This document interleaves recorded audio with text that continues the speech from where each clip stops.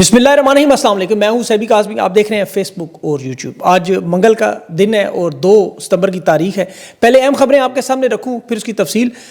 Modi, Putin और Xi Jinping की खुफिया मुलाकातों में अमेरिका में तूफान है। व्हाइट हाउस का सख्त रद्द-ए-अमल और आज सदर ट्रंप अवामी खिताब करने जा रहा है।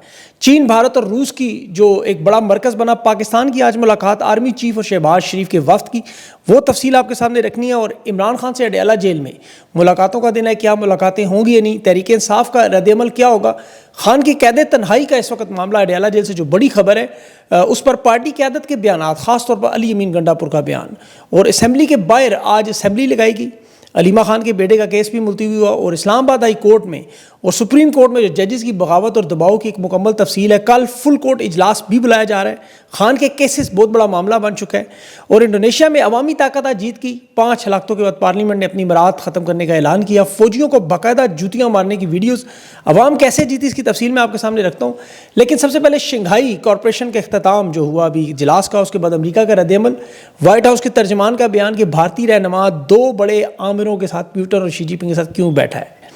वहाँ टीवी चैनल्स पर मोदी और पुतिन की गाड़ियों की जो बैठी हुई तस्वीर है वो बड़ी वायरल हुई, तूफान मचा हुआ है। और उनके जो मशीर है जॉन बोल्टन, उसका दावा है कि ये पाकिस्तान पे जो फायरबंदी की ज़िद है, ये ज़िद वो मामला सारा कर रही है। ट्रंप ने अपनी ही टीम का गोल कर दिया।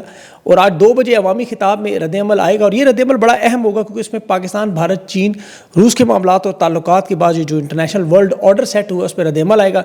एक नई फ़ज़ा बनेगी। इस मामले में इंशाल्लाह अपडेटिंग स्टोरीज आपको बताऊंगा कि पाकिस्तान के तनाज़ुर में कितना अहम है। फिलहाल देखें, जो मुलाकातें हुई शी जिनपिंग और सदर पुतिन की और नरेंद्र मोदी की, ये 1-on-1 मुलाकातें थी, तन्हाई की मुलाकातें। इसमें स्ट्रेटिजिकली हिकमत अमली के तौर पर से देखा जा रहा है। आप ज़रा गौर करें तो चीनी सदर ने जो भारत और रूस को इस नए ब्लॉक में मरकज़ी हैसियत दी है। दूसरी तरफ पाकिस्तान जो रवायती दोस्त था, उनके साथ जो मुलाकात हुई, शहबाज शरीफ, आर्मी चीफ, मोहसिन नकवी, अता तारड़, ये सारे शामिल हैं। ये चीन के सदर के और उनके वज़ीर ख़ारजा के एक वफ्द से मिले, एक रियासत के साथ मुलाकात। ये बहुत बड़ा पॉलिसी शिफ्ट है क्योंकि हमारी ऑल वेदर फ्रेंडशिप थी। अभी इस मामले को आप इस तरह देखें कि चीन, भारत और रूस जो है वो स्ट्रेटेजिक पार्टनर के तौर पर आ रहे हैं और पाकिस्तान पर चीन का जो एतमाद का लेवल है वो उस तरह नज़र नहीं आ रहा जो भारत और रूस के साथ है। और उसकी देखें बड़ी वजह तो ज़ाहिर है इस्टेब्लिशमेंट जो पाकिस्तान में इनके अमेरिका के साथ ताल्लुकात हैं। व्हाइट हाउस के लंच के बाद डोनाल्ड ट्रंप को नोबल इनाम के लिए नामजद करना, मादनी ज़खायर, क्रिप्टो करेंसी के मामला, चीन ये जानता है कि पाकिस्तान अमरीकी कैंप की तरफ का झुकाव है। और इससे पहले भी आपको याद होगा जनरल बाजवा ने सिक्योरिटी कॉन्फ्रेंस में ये बाकायदा तकरीर की थी कि चीन के हथियार अमेरिका से बेहतर नहीं है। ये तो इन्हें पाक भारत जंग में पता चला कि वो ज़्यादा बेहतर है।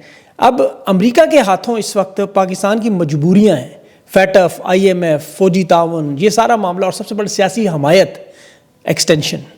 एतमाद का लेवल तो ये है कि वो डू मोर का मुतालबा कर रहे हैं, इन पर डबल गेम खेलने का इल्ज़ाम लगा रहे हैं। और चीन ये जानता है कि ये 2 कश्तियों के सवार हैं। ये एक ऐसा मुल्क है जो इस वक्त किसी भी ब्लॉक में फैसला कुन किरदार अदा करने की पोजीशन में नहीं है। पाकिस्तान की अहमियत देखें सिक्योरिटी और जोग्राफियाई एतबार से तो मौजूद है, लेकिन मुआशी हालात पाकिस्तान के, फिर आलमी सफारतकारी में पाकिस्तान की अहमियत, वो सिवाय इमदाद के, कर्ज़ों के, भीख के अलावा अब इनके पास कोई ऐसा नैरेटिव नहीं रहे जो बेच सके। कमज़ोर मईशत के अलावा जो दाखिली मामलात हैं, अमन व अमान के हालात हैं, और सबसे बढ़कर जो किसी भी दुनिया के रहनुमा के पास जो बार्गेनिंग पावर होती है, ताकत होती है, वो अवाम की हमायत, अवाम की मदद। वो ना हो तो अपोजिशन आपकी दुनिया में कमज़ोर होती है। सारी दुनिया के सामने देखें, इमरान खान के दौरे के बाद पाकिस्तान के हालात खुलकर सामने आ गए कि यहाँ खारजा पॉलिसी अमेरिका की मर्ज़ी से बनती है। जब अमेरिका चाहे हुकूमत गिरा दे, जब अमेरिका चाहे बना दे। तो अब चीन, रूस, भारत ये सब जानते हैं कि यहाँ तो एक फ़ोन कॉल के साथ सारे मामलात बदलते हैं। इसीलिए पाकिस्तान जो अमेरिका से लाइन हमेशा लेता है, उससे चीन ने अब वो रोल अफ़गानिस्तान को दे दिया है। वहाँ एंट्री पॉइंट बनाया है मादनियात के लिए, बेल्ट रोड इनिशिएटिव के लिए। अमेरिका के वैसे भी इनखला के बाद वहाँ पे एक बहुत बड़ा खला था जो चीन पुर करना चाहता है। और उसमें देखें कि बड़े बड़े जो मुआहदे अफ़गानिस्तान के साथ हुए, BRI में से शामिल करना, मादनियात के, रेलवे के, उन्हें वस्ती एशियाई रियासतों तक जोड़ने के, तो ये अफ़गानिस्तान को पाकिस्तान का मुतबादल समझ रहे हैं इस वक्त। और ये चीन के लिए जो पाकिस्तान की अब अहमियत है वो भारत था। ज़ाहिर है इस खित्ते में भारत की वजह से आपको पता नहीं चीन पर निसार, पाकिस्तान पर निसार करना पड़ता था। अब भारत के साथ उनके बराह रास्त ताल्लुकात इस लेवल पर पहुँचे हैं तो पाकिस्तान की वो अहमियत वैसे ही उनके सामने रही। तो ये जो वर्ल्ड ऑर्डर की पूरी पॉलिसी चीन ने कल पूरी दुनिया के सामने एक मुतबादल निज़ाम के तौर पर पेश की है। एतमाद का लेवल जो रूस और भारत के साथ जो ज़ाहिर किया है, तो उसकी तो एक ज़ाहिर सबसे बड़ी वजह एंटी वेस्ट पॉलिसी, अमेरिका और मगरब की मुखालफत में इत्तेहाद बना है। उसमें पाकिस्तान का किरदार नज़र नहीं आ रहा کیونکہ روس اور بھارت دونوں کردار ادا کریں گے. امریکہ کا دباؤ تھا ان پہ، تیل نہیں خریدنا، ہتھیار نہیں خریدنے، تجارت نہیں کرنی، معاشی پابندیاں دونوں ممالک پر لگائی تھیں امریکہ اور مغرب نے، تجارتی پابندیاں بھی، جس کی وجہ سے دشمن کے دوست دشمن بن گئے اور دوستوں کے دوست دشمن بن گئے. اب بھارت ایک بہت بڑی مارکیٹ ہے، یاد رکھیں، عالمی سٹیج کا کھلاڑی ہے. اب چین ایک نیوٹرل پالیسی کے ساتھ ان کے ساتھ اتحاد بنا رہا ہے، اور ظاہر ہے پاکستان کے ساتھ ان کی مجبوری ہے، سی پیک ہے، پھر BRI کے منصوبے ہیں، وہ اپنے تجارتی مفاد میں اس جنگ میں نہیں پھنسنا چاہتے کسی بھی، تو اس لیے یہ معاملہ چل رہا ہے. اب آگے اس میں اپڈیٹنگ چیزیں میں بتاؤں گا آپ کو. انڈونیشیا سے بڑی خبر جو اسلامی ملک ہے سب سے بڑا، آپ کو پتہ ہے وہاں مظاہرے ہوئے. ایک موٹر سائیکل والا جو آپ نے دیکھا، وہ میں نے 2-3 دن بتایا، مظاہرین نے تمام سیاسی رہنماؤں کے گھروں پر، سرکاری عمارتوں پر، ہیڈ کوارٹرز پر باقاعدہ فوجیوں کو جوتیوں مارنے کی ویڈیوز. وہاں اب صدر رابو نے وہ جو سب سے بڑا اس کے لیے چیلنج تھا 1 سال کے بعد، آج وہ سرنڈر کر گیا. انڈونیشیا کے طلباء کے سامنے جمہوری حق انہوں نے اپنا استعمال کیا. بیچ میں پرامن تشدد مظاہرے بھی شروع ہو گئے، ظاہر ہے جلاؤ گھیراؤ جو اکثر ہو جاتا ہے، جیسے 9 مئی تھا. اب صدارتی محل کے گرد فوج تھی، وزراء کے گھروں میں فوج تھی، فوج کی سیکورٹی تھی، ہر طرف تھی. عوام نے پیچھے ہٹنے سے انکار کیا، بڑی تعداد میں نکلے. اس مظاہروں میں 5 لوگ بھی مارے گئے، لیکن پارلیمنٹ کی بلڈنگوں میں، پولیس کے ہیڈ کوارٹرز پر حملے ہوئے باقاعدہ، اور 3 لوگ اس میں جھلس بھی گئے فسادات میں. لیکن انڈونیشیا کی تمام سیاسی جماعتوں نے، پارلیمنٹ ممبران نے اپنی مراد کم کرنے پر عوام کا مطالبہ تسلیم کر لیا کہ ٹھیک ہے ہم اپنی مراد کم کریں گے. یہ وزیر خزانہ کے گھر جب لوگ گھسے اور اس کے گھر باقاعدہ لوٹ مار کی اور قیمتی سامان باہر نکالا، تو عوام کے سمندر کو دیکھ کے خوفزدہ ہو گئے. اور یہ جمہوری، آپ کو پتہ ملکوں میں یہی ہوتا ہے. پولیس اور فوج کو انہوں نے کہا کہ قانون کے مطابق آپ کارروائی کریں، لیکن گولی نہیں چلانی. یہ گولی نہیں چلاتی ہیں عوامی حکومتیں، یاد رکھیں. 1998 کے بعد وہاں فوج ویسے بھی اب مارشل لا نہیں لگا سکتی، لیکن اصل معاملہ تھا کہ عوام پہ انہوں نے گولی نہیں چلائی. جہاں بھی دنیا میں دیکھیں اس طرح کے مظاہرے ہوں، جمہوری حکومتیں ہوں، وہاں عوام بے خوف و خطر جاتی ہے احتجاج کے لیے. ترکی ہو، سربیا ہو، سری لنکا ہو، جہاں بھی دیکھ لیں، کیونکہ انہیں پتہ ہے ریاست اپنی عوام کو نہیں مارتی. یہ لوگوں کو جیلوں میں ڈال دینا، مارے کھانا، پرچے کرنا، یہ ایک سیاسی عمل کا حصہ ہے. بعض اوقات اس میں تشدد کا عوامل بڑھ جاتے، زیادہ سزا مل جاتی، لیکن یہ قتل عام، خون کی ہولی نہیں کھیلی جاتی جو آپ نے اسلام آباد میں دیکھی، جس کی وجہ سے عوام بے خوف و خطر اپنی حکومت پر اعتماد کرتی ہے، فوج پر اعتماد کرتی ہے. وہ نفرت کا عنصر نظر نہیں آتا، جمہوری اختلاف تک ہی نظر آتا ہے. تشدد ضرور ہوگا تو قانون ظاہر اس پہ اپنا راستہ نکالے گا، شرپسند لوگ تو ہر جگہ موجود ہیں، لیکن ان ممالک میں عدالتیں بھی آزاد ہیں، آئین اور قانون بھی موجود ہے، جمہوریت بھی موجود ہے. اسی لیے یہ ملک پھر چلتے نہیں ہیں آگے. جہاں آئین اور قانون ختم کریں پاکستان کو، پھر جنگل کا قانون بن جاتا ہے. اسی لیے عمران خان نے جنگل کا بادشاہ بھی کہتے ہیں. اب اس وقت تو بادشاہ یہ ہے بھی اپنے ملک کی، باہر جائیں تو یہ نون لیگ کے رہنما سے زیادہ ان کا کردار نظر نہیں آتا دنیا کو. یہ یاد رکھیں، یہ ملک میں بادشاہ آپ کے ملک میں صرف. ابھی انڈونیشیا میں دیکھیں جو کچھ ہوا، وہ تحریک انصاف اور پاکستان کی عوام اور اسٹیبلشمنٹ کے لیے بھی سیکھنے کے لیے بہت کچھ ہے اس میں.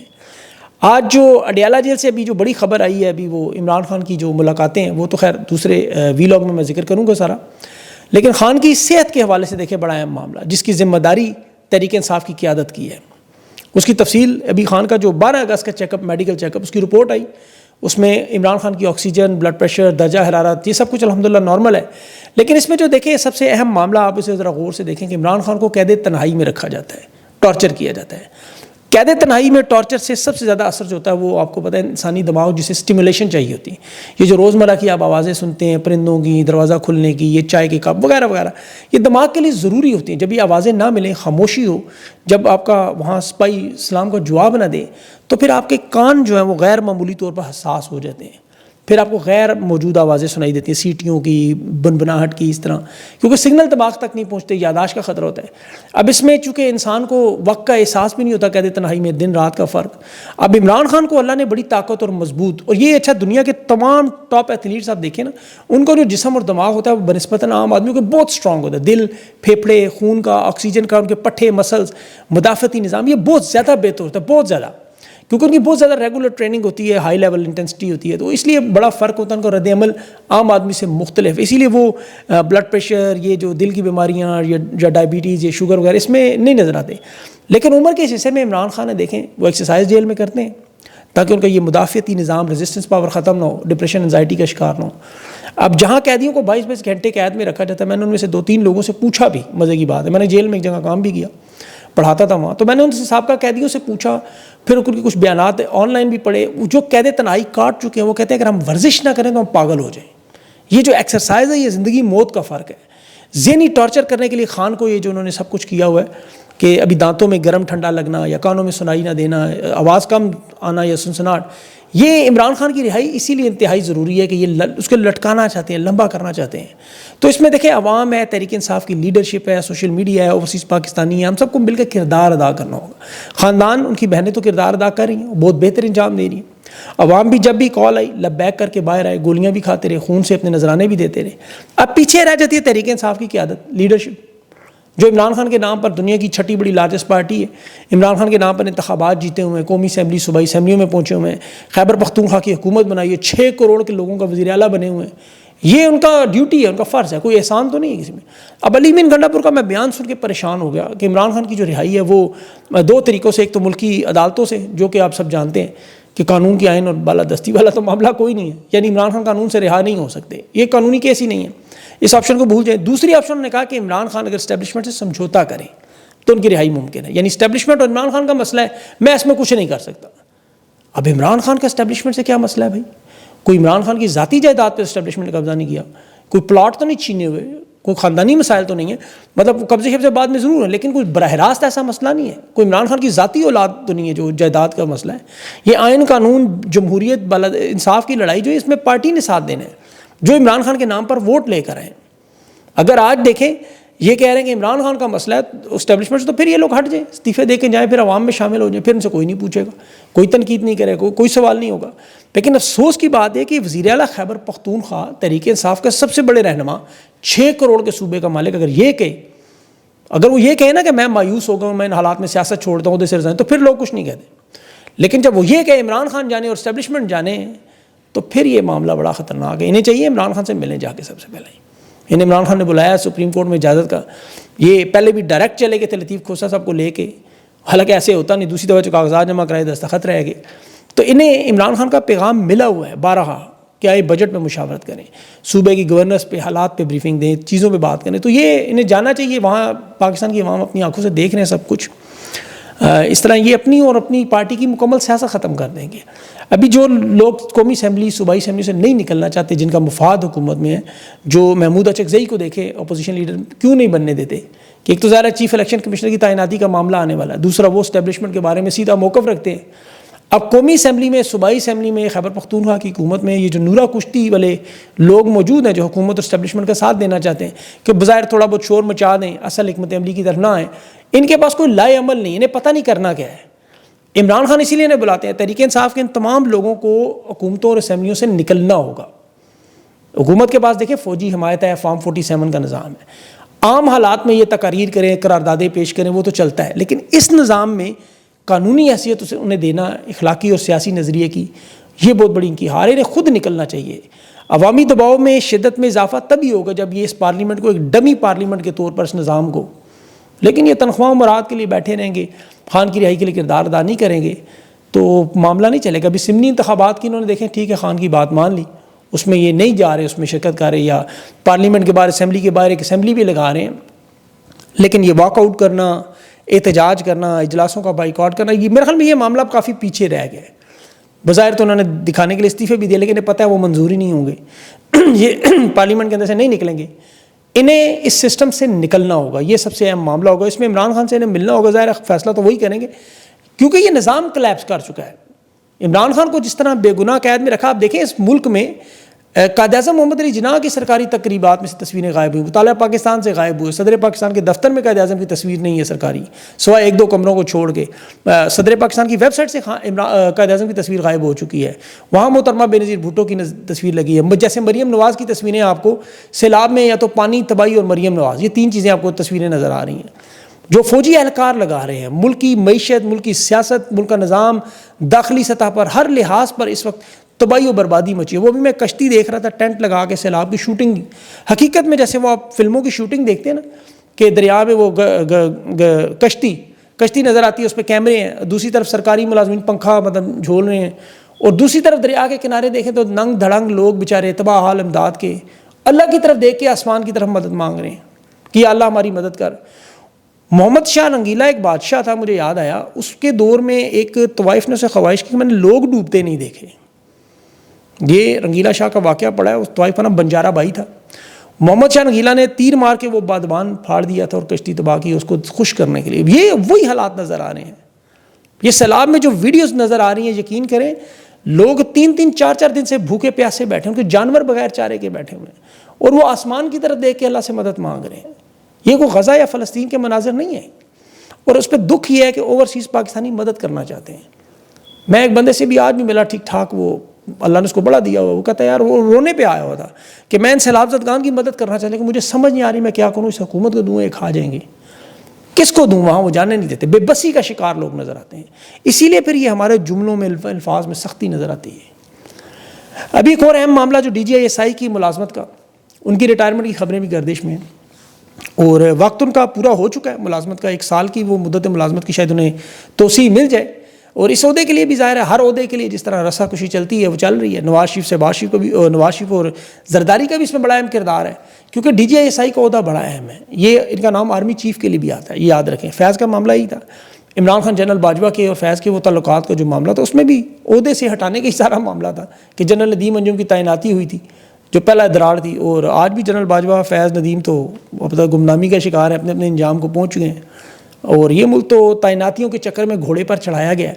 اب اس میں کیا ڈیولپمنٹ ہوگی آگے, کیونکہ یہ تو سارے کا سارا نظام ہی آپ کو پتہ ہے نوکری کے لیے, پھر ملازمت تو تعیناتی, پھر اس کے بعد توسیع, ہر طرف چاہے وہ عدلیہ میں ترمیم کر کے کر رہے ہیں یا اس طرح کر لیں. بہرحال 1-2 ہفتوں میں یہ معاملہ سامنے آئے گا. اس کے البتہ پاکستان کے اندرونی سیاست اور خارجہ پالیسی میں بڑے اہم ہوں گے, خاص طور پر امریکہ کے کیمپ والا معاملہ جو ہے, اور اس کے ساتھ تحریک انصاف کے معاملات بھی ظاہر سے جڑے ہوئے ہیں. اسلام آباد میں کل فل کورٹ اجلاس بھی بلایا جا رہا ہے. ہائی کورٹ میں جو 15واں نمبر کے جونیئر جج جسٹس ڈوگر صاحب بلا رہے ہیں. اب جو ججز موجود ہیں اسلام آباد ہائی کورٹ میں جنہوں نے ججز خفیہ اداروں کی مداخلت کا خط لکھا, ان کی شرکت ہوگی یا نہیں ہوگی. وہاں بھی ہائی کورٹ میں ایک بحران ہے سپریم کورٹ کی طرح. ایک طرف آزاد اور باغی جج کھڑے جن پر خفیہ ادارے دباؤ ڈال کے ان سے فیصلے کروانے کی کوشش کرتے رہے, ان کے گھروں میں کیمرے لگا کے اہل خانہ کو اٹھانا, YSI کی مداخلت کے خطوط آپ نے دیکھے ہیں جو سپریم کورٹ کو لکھے ہیں. دوسری طرف اسٹیبلشمنٹ کے وہ جج ہیں جو ابھی لگائے گئے, ابھی آپ کو پتا ڈوگر کورٹ اور حالیہ ٹرانسفرز میں. اب ججز کے اندر یہ جو شدید تناؤ ہے, اس میں سب سے بڑا معاملہ یہ عمران خان کے کیسز کو ڈیلے کرنے کی وجہ سے باقی لوگوں کے کیسز کو بھی رگڑ رہے ہیں. چلتے ہوئے کیسز چھین کر نئے ججز کو دیے جاتے ہیں تاکہ وہ سننے کی بجائے وہ کیا کرتے ہیں آگے دوبارہ چیف جسٹس کو بھیجتے ہیں. تو یہ ایک ڈیلے ٹیکٹکس استعمال ہو رہے ہیں تاکہ عمران خان کو زیادہ جیل میں رکھیں, ان کے کیسز نہ لگائے جائیں, ان کے خاندان کے کیسز نہ لگائے جائیں. ابھی علیمہ خان کے بیٹے کی شیر شاہ کی ضمانت کا آج ریکارڈ ہی نہیں پیش کیا گیا کہ 4 ستمبر تک ملتوی کی ریکارڈ نہیں ہے, صرف وقت حاصل کرنے کے لیے. اسی لیے یہ عدلیہ دوسرے نمبر پر ہی. میں تو حیران ہوں دوسرے پر کیوں, یہ پہلے سے بھی اوپر جانا چاہیے نہیں. یہ انصاف کے حالات کی وجہ سے پوری دنیا میں جو عدالتوں پر کوئی اعتماد نہیں کرتا, اور اسی سے یہ معاشی استحکام بھی جڑا ہوا ہے, یقین کریں. پھر اوپر سے سیلاب کے معاملات. ابھی عمران خان کی ملاقاتوں اور سیلاب کی جو باقی انشاءاللہ خبریں ہیں وہ آپ کے ساتھ دوسرے ویلاگ میں شیئر کروں. ویڈیو کافی لمبی ہوگی, اپنا خیال رکھیں. مجھے اجازت دیں. اللہ حافظ.